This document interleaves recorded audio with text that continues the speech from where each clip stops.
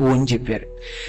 సాహిత్యంలో భారతదేశం మొత్తం మీద నోబెల్ ప్రైజ్ పొందినటువంటి ఏకైక వ్యక్తి రవీంద్రనాథ్ ఠాగూర్.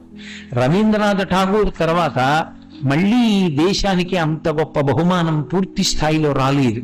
అంటే ఒక వ్యక్తిలో మంచి గుణాన్ని పెంచడానికి ఒక తండ్రి మాట ఎలా అవసరమో, ధర్మాన్ని నిలబెట్టడానికి, విశ్వమన్న కుటుంబమునందు మంచిని నిలబెట్టడానికి పరమాత్మ కూడా తండ్రి లాంటివాడు.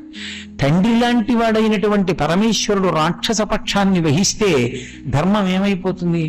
అందుకే ఈశ్వరుడు ఎప్పుడు అధర్మ పక్షపాతి కాడు, ఆయన ధర్మపక్షపాతి. ధర్మం ఎక్కడుందో అక్కడ కాపు కాస్తాడు. ప్రహ్లాదుడు రాక్షస వంశంలో జన్మించాడు. రాక్షస వంశంలో జన్మించిన వాడు కదా, ఇతని నేను రక్షించడం ఏమిటి అని అనలేదు. ఆయన ధర్మము భక్తి పొంది ఉన్నాడు అంతే. ఆయనకు అనవసరం, ధర్మం ఒక్కటి ఉంటే ఆయనకి చాలు.